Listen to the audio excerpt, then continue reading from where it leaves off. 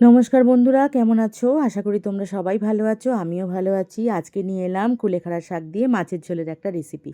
তো কুলেখাড়া শাকটাকে ভালো করে ধুয়ে বেছে আমি রেখে দিয়েছি, নুন জল বসিয়ে দিয়েছি, এতে একটু নুন দিয়ে দেবো।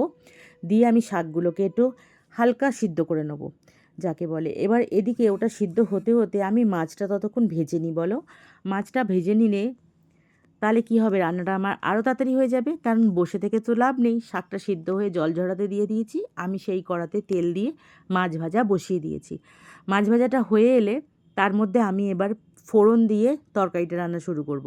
খুব সহজে রান্নাটা হয়ে যায়, করে দেখো একবার। আর স্বাদটা খুব সুন্দর হয়। জ্যান্ত মাছে এই রান্নাটা বেশি ভালো লাগে, বুঝেছো? তাই জন্য আমি জ্যান্ত মাছ দিয়ে করি। যদিও এই শাকটা খাওয়ার নিয়ম হলো বয়েল করে তুমি সেই জলটা খেতে।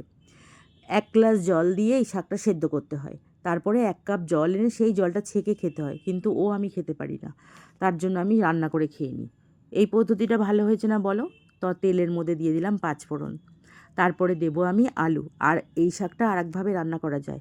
আমার শাশুড়ি মা করতেন, যেটা হচ্ছে নিরামিষ। ডুমুর, কাঁচকলা, পেঁপে সব কিছু দিয়ে, তার সঙ্গে আলু দিয়ে, তার মধ্যে এই শাক দিয়ে রান্না করতে খুব সুন্দর টেস্ট হতো। বিশ্বাস করো, আমি ওরকম রান্না করতে পারি না গো। তাই জন্য আমি যেটা পারি আমি সেটা করি। আর এর সঙ্গে আমি পেঁপে, কাঁচকলা, গাজর এসব দিতে পারি, কিন্তু আজকে শুধু আলু দিয়েই করব। তাই আলু দিয়ে আমি আলুটাকে ভালো করে একটু ভাজা ভাজা করে নিলাম। ওদিকে সমস্ত মশলা গুলতে দিয়েছি। নুন, হলুদ, লঙ্কার গুঁড়ো, ধনে গুঁড়ো, জিরে গুঁড়ো সব দিয়েছি, দিয়ে গুলতে দিয়েছি। ওইটা গুলে মশলাটা দিয়ে দিলাম। দেখো, মশলাটাতে ধরার ভয় থাকবে না, কারণ গুঁড়ো মশলা দিলে না পুড়ে যায়। আমি ওই জন্য জলে গুলে দিই, তাতে মশলাটা পুড়ে যায় না। তোমরা সবাই তো জানো। আমি বাটিটা ধুয়েও জল দিয়ে দিলাম। বাটিটা জানো, বাটিটা দেখো তোমরা, এটা আমার অন্নপ্রাশনের বাটি। আমি মশলা গোলার কাজে রেখে দিয়েছি, জানো, ব্যবহার করি আমি। এটা আমার মা আমাকে দিয়েছে, তোর অন্নপ্রাশনের বাটি তুই নিয়ে যা।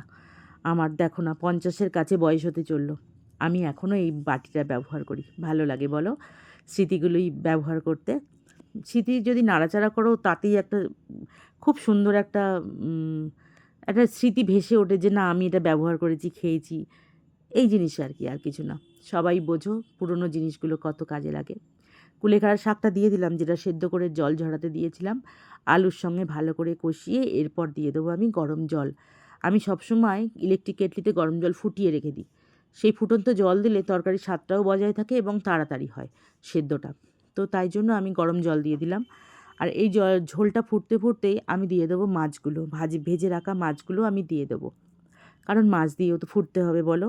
মাছগুলো দিয়ে ভালো করে ফুটিয়ে তরকারিটা রান্না করতে হবে।